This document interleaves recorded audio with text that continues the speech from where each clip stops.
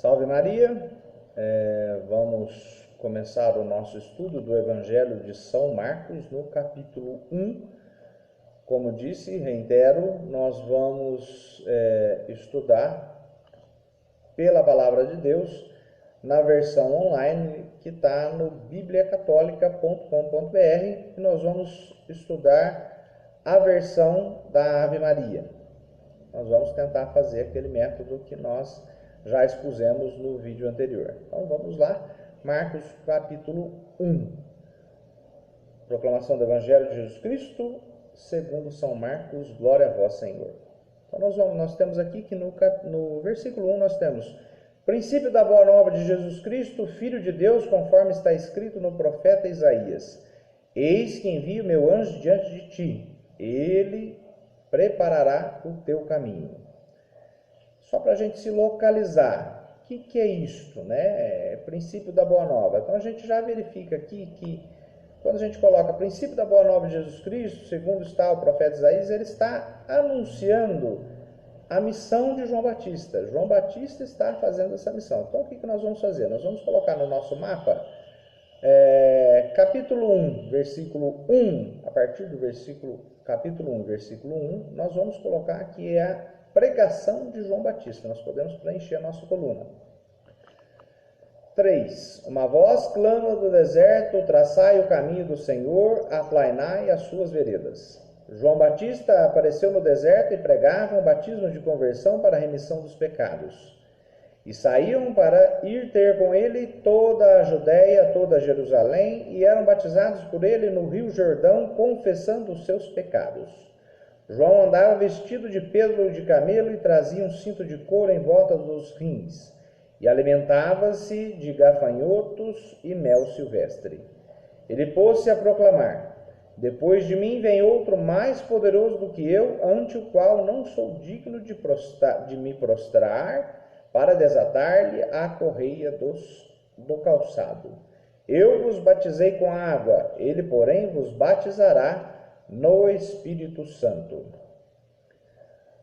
Ora, naqueles dias veio Jesus de Nazaré da Galileia e foi batizado por João no Jordão. Olha, ponto interessante aqui. Então, no nosso mapa, a missão de João Batista foi aquela até o versículo 8. Agora nós já temos um ponto interessante que a gente pode mapear aqui, que é justamente o batismo de nosso Senhor Jesus Cristo feito por João. Então nós vamos lá na nossa coluna 1.9, batismo do Senhor. Ora, naqueles dias veio Jesus de Nazaré da Galileia e foi batizado por João no Jordão. No momento em que Jesus saía da água, João viu os céus abertos e descer o Espírito Santo em forma de pomba sobre ele. E ouviu-se do céu uma voz: tu és o meu filho muito amado, em ti ponho a minha afeição. E logo o Espírito o impeliu para o deserto. Aqui já é um outro ponto interessante. Jesus foi batizado, logo o Espírito o impeliu para o deserto. Acho que é mais um ponto aí para a gente se localizar. Por quê? Porque indo para o deserto, Jesus será tentado no deserto. Então nós podemos colocar aqui no 1.12 nós já temos o início da tentação no deserto. A tentação do Senhor no deserto a partir do versículo 12. 13. Aí esteve 40 dias e foi tentado pelo demônio. Esteve em companhia dos animais selvagens e os anjos o serviam. Depois que João foi preso, Jesus dirigiu-se para a Galileia, pregava o Evangelho de Deus e dizia: completou-se o tempo e o reino de Deus está próximo. Fazei penitência e credes no Evangelho. Aqui é outro ponto interessante. Jesus sai do deserto e vai para a Galileia. O que ele vai fazer na Galileia? Ele vai pregar na Galileia. Então, nós podemos dizer que a partir do 1.14, Jesus vai pregar na Galileia. 15. Completou-se o tempo e o reino de Deus está próximo. Fazei penitência e crede no Evangelho. Passando ao longo do mar da Galileia, viu Simão e André, seu irmão, que lançavam as redes ao mar, pois eram pescadores. Outro ponto interessante. A partir do 1.16, nós temos o chamado dos primeiros discípulos. Então vamos lá. Jesus disse-lhes: Vinde após mim, e eu vos farei pescadores de homens. Eles, no mesmo instante, deixaram as redes e seguiram-nos. Uns poucos passos mais adiante, viu Tiago, filho de Zebedeu, e João, seu irmão, que estavam numa barca consertando as redes, e chamou-os logo. Eles deixaram a barca de seu pai Zebedeu com os empregados e o seguiram. Dirigiram-se para Cafarnaum, e já era dia de sábado. Jesus entrou na sinagoga e pôs-se a ensinar. Outro ponto interessante. Jesus, ele saiu de onde ele estava e foi para Cafarnaum. Então nós podemos colocar aqui, no capítulo 1, 21, Jesus está em Cafarnaum. E Jesus vai entrar na sinagoga e Jesus fará a expulsão de um demônio. Então, a partir do 1, 21, Jesus, 1, 21. Dirigiram-se para Cafarnaum e já no dia de sábado, Jesus entrou na sinagoga e pôs-se a ensinar. Maravilhavam-se de sua doutrina, porque os ensinava como quem tem autoridade, não como os escribas. Ora, na sinagoga deles achava-se um homem possesso de um espírito imundo que gritou: Que tens tu conosco, Jesus de Nazaré? Viestes para perder-nos? Sei quem és, o Santo de Deus. Mas Jesus intimou, dizendo: Cala-te e sai deste homem. O espírito imundo agitou violentamente, dando um grito, saiu. Ficaram todos tão admirados que perguntavam uns aos outros: Que é isso? Eis o ensinamento novo e feito com autoridade. Além disso, ele manda até nos espíritos imundos e lhe obedecem. A sua fama divulgou-se logo por todos os arredores da Galileia. Assim que saíram da sinagoga, dirigiram-se com Tiago e João à casa de Simão e André. Eis um ponto interessante. Ele sai da sinagoga e vai para a casa de Simão Pedro, né? E nós vamos verificar que ali haverá a cura da sogra de Pedro. Então nós podemos colocar aqui, a partir do 1:29, nós teremos a cura da sogra de Pedro. A sogra de Simão estava de cama com febre, e sem tardar falaram-lhe a respeito dela. Aproximando-se ele tomou-a pela mão e levantou-a. Imediatamente a febre a deixou e ela pôs-se a servi-los. À tarde, depois do pôr do sol, levaram-lhe todos os enfermos e possessos do demônio. Toda a cidade estava reunida diante da porta. Outro ponto interessante aqui.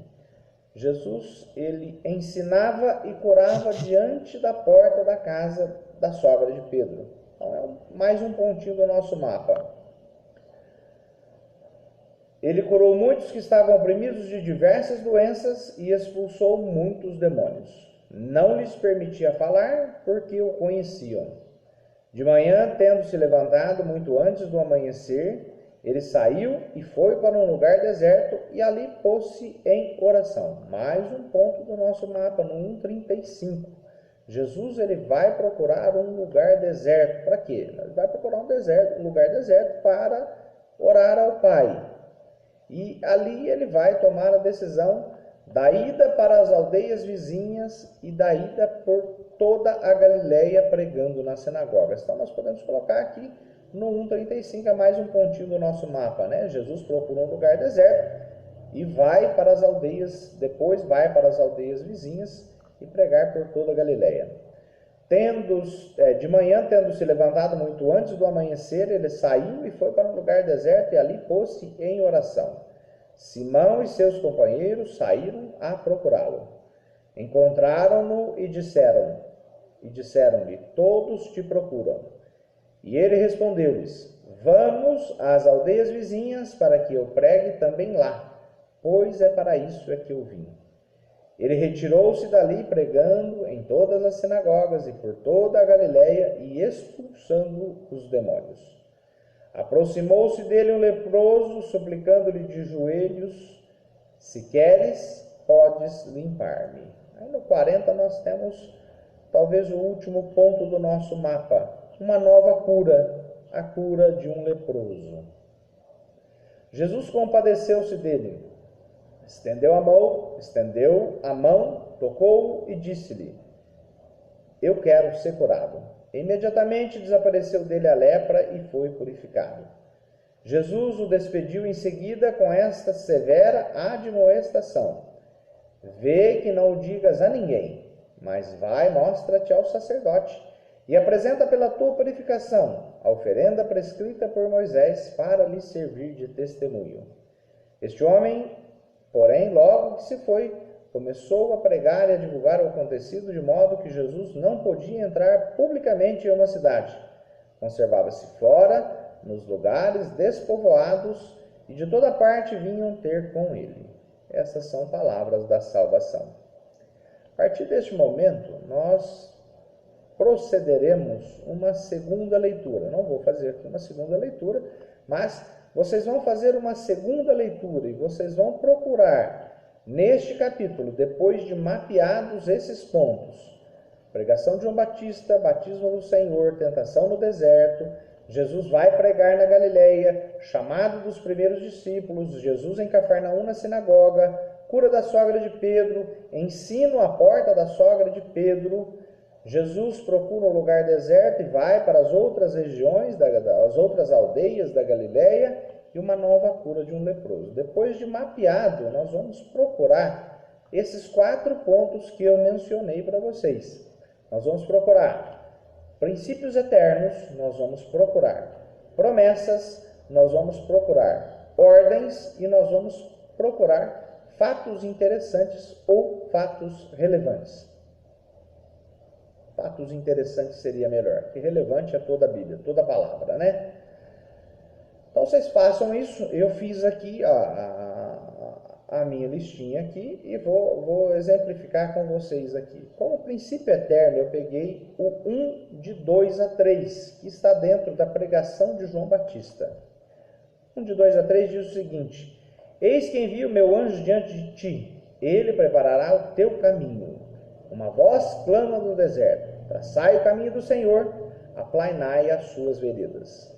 Por que este é um princípio eterno? Porque já estava decidido, já estava profetizado, já estava decidido no coração de Deus que ele enviaria um anjo à frente do Senhor, que ele enviaria um anjo à frente do Messias, para que esse anjo aplainasse os seus caminhos, para que esse anjo preparasse as suas veredas, endireitasse as veredas. Por que isso não é uma promessa? Porque já aconteceu.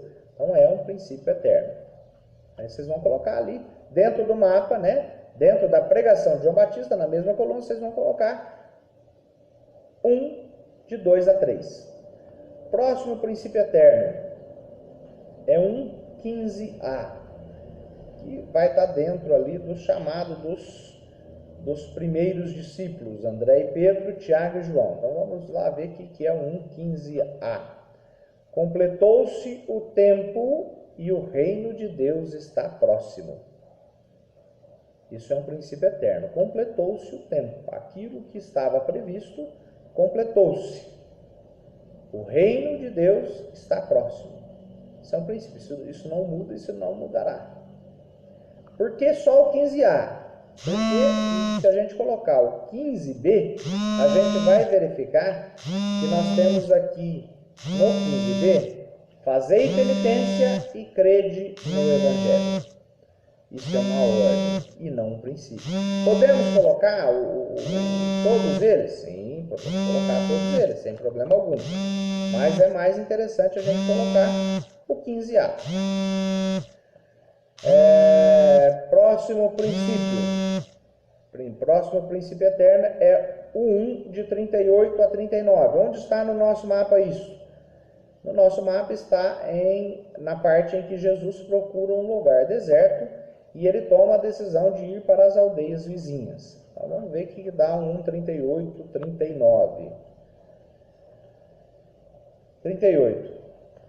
E ele respondeu-lhes: vamos às aldeias vizinhas para que eu pregue também lá, pois para isso é que vim. Ele retirou-se dali, pregando em todas as sinagogas e por toda a Galileia e expulsando os demônios. Ou seja, Jesus veio para isso. Jesus veio completar a sua missão que já estava definida pelo Pai, que já estava definida no coração do Pai. O que ele iria fazer? Pregar nas aldeias vizinhas, expulsar os demônios, pregar nas sinagogas, pregar a boa nova nas sinagogas. Beleza? 3 princípios eternos, não mais do que 3, no mínimo 1 e não mais do que 3. Nós vamos às promessas. Achei uma promessa no 1, versículo 8. Vamos lá, o que quer dizer o 1, versículo 8.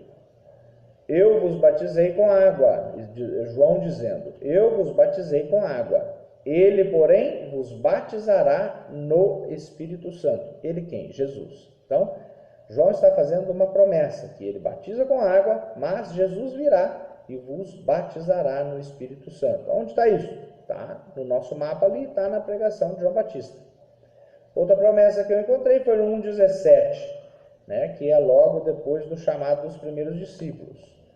1,17 vai dizer assim: Jesus disse-lhes, vinde após mim, e eu vos farei pescadores de homens.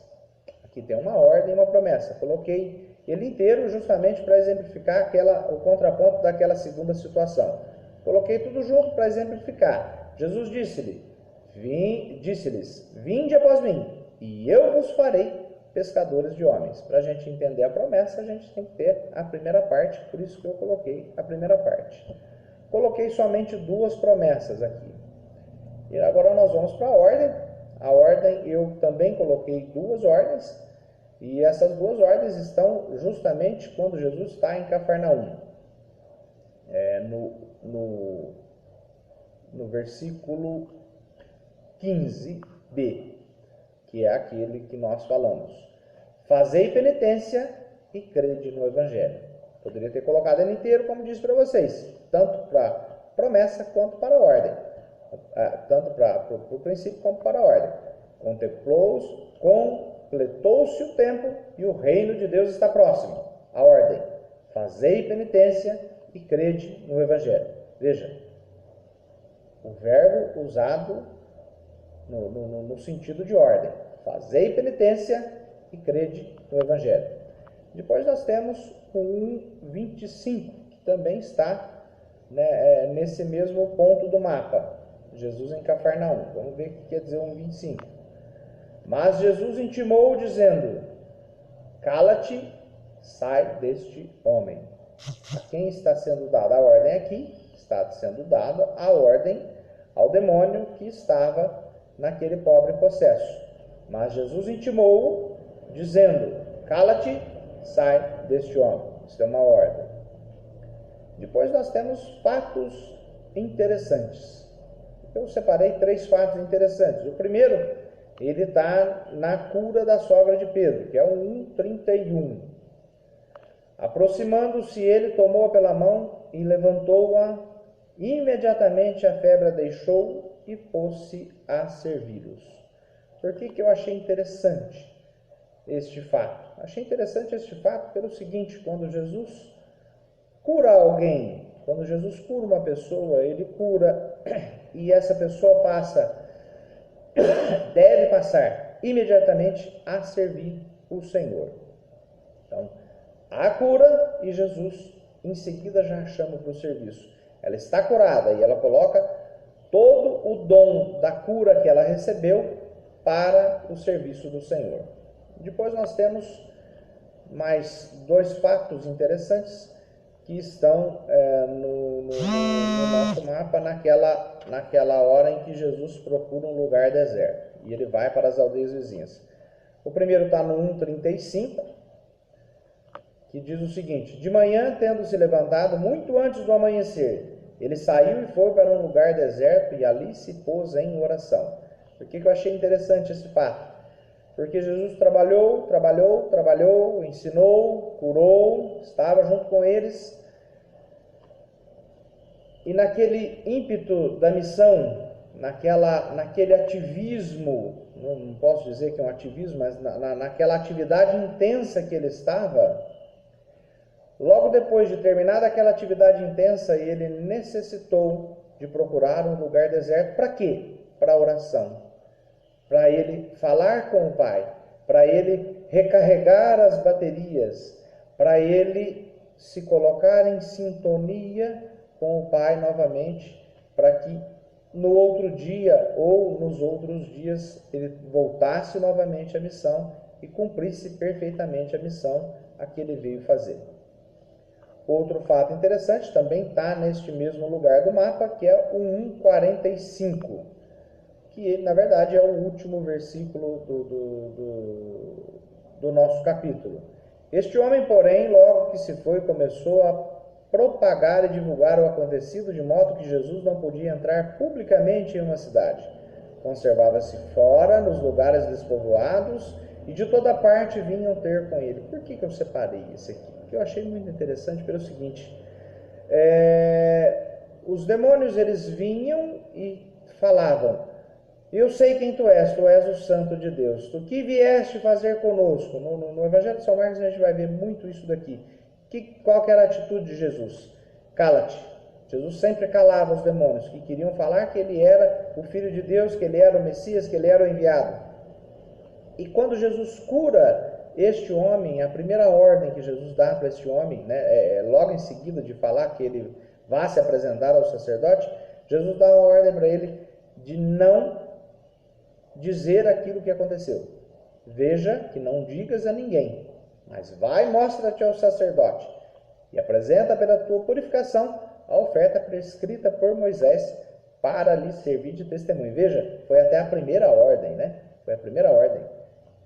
Veja que não digas a ninguém aquilo que aconteceu contigo. Vejam que interessante, né? Por que Jesus deu essa ordem para ele? Jesus deu essa ordem para ele justamente para que ele pudesse continuar a sua missão de forma tranquila e silenciosa e de forma eficaz. Quando ele fez a propaganda daquilo que Jesus fazia, Jesus já não podia mais entrar publicamente em uma cidade. Ele já tinha dificuldades. Então, aquela desobediência daquele homem provocou sérias dificuldades para a missão do Senhor. E Jesus continuou sua missão mesmo assim. Trouxe pessoas que estavam interessadas unicamente nas curas do Senhor, mas não estavam interessadas na mudança de vida.